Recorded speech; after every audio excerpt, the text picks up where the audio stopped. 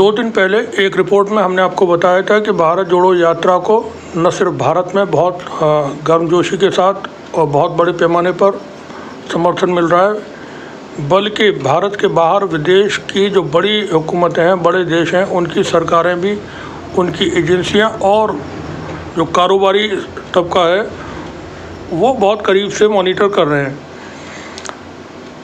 आज एक बड़ी खबर है जिसमें स्वीडन की कंपनी ने अडानी ग्रुप से लड़ाकू विमान बनने का समझौता रद्द कर दिया है।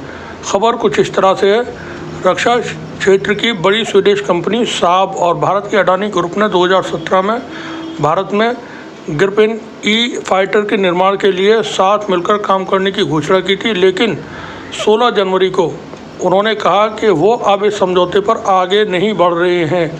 साब के चेयरमैन और प्रबंध निदेशक मैटर्स पामबर्ग ने इस संबंध में बिजनेस स्टैंडर्ड से कहा कि हमने अडानी के साथ समझौते पर आगे न बढ़ने का फैसला किया है।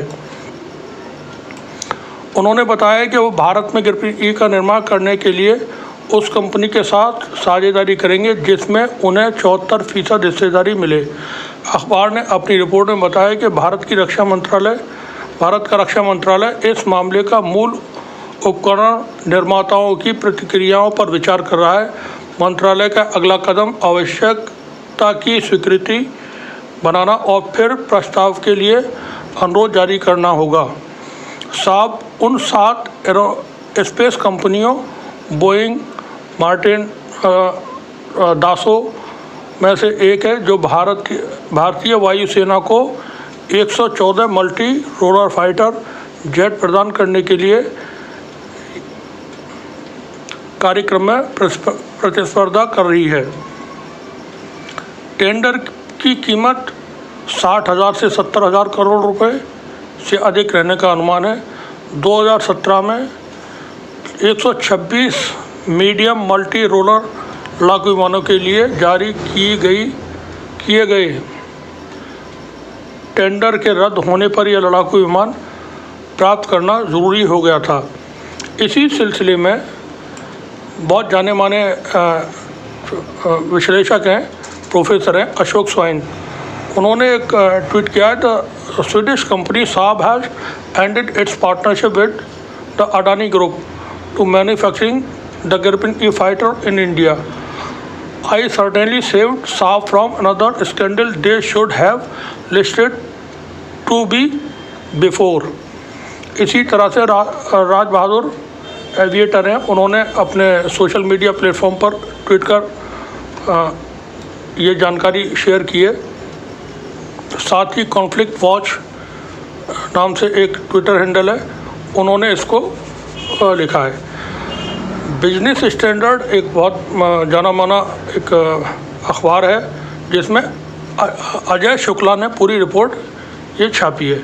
Swedish aerospace and defence company Saab which had entered into a partnership with Adani Group to manufacture the Gripen E fighter in India said on Monday that it was no longer going ahead with that agreement।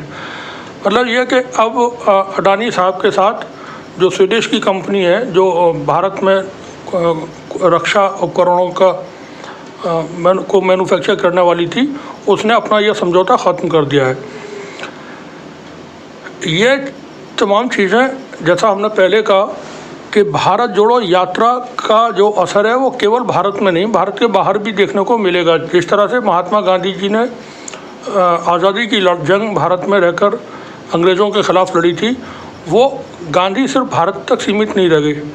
Gandhi को पूरी दुनिया ने एक ideal और एक hero के तौर पे लिया और आज तक हमेशा मानते हैं उनको।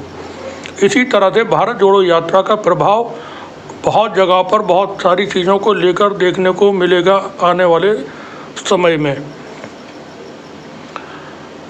क्योंकि भारत के अंदर जो एक गवर्नमेंट के लेवल पे जिस तरह का चीज़ें हैं, जैसे अडानी साहब हैं, अडानी का जो कारोबार है वो किसी काबिलियत स्किल के ऊपर नहीं है, वो कारोबार टिका हुआ है सरकार के ऊपर कि सरकार से उनको बड़े लोन मिल जाते हैं। सरकार की मेहरबानी से बैंक उनको हज़ारों करोड़ रुपए का लोन, यूँ ही एक आम आदमी को 1,50,000 रुपये का जहाँ लोन अगर उसको चाहिए तो नहीं मिलेगा, और उस आम आदमी से रिकवरी भी इतनी बुरी तरह से बैंक वाले करते हैं कि 2-4-5 हज़ार रुपये के लिए उसकी सार्वजनिक उसके घर के सामने खड़े होकर के उसकी बेइज्जती करते हैं।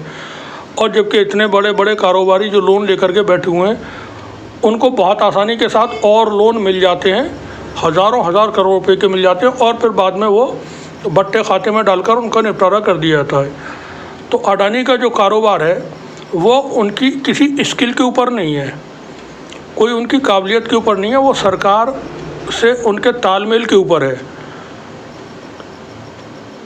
अब जिस तरह से ये एग्रीमेंट फ़िलहाल कैंसिल हुआ है, इसके बाद देखने वाली बात ये होगी कि अडानी साहब के तरफ से क्या प्रतिक्रिया आती है और बाकी लोग क्या इस पे अपनी राय देते हैं। शुक्रिया।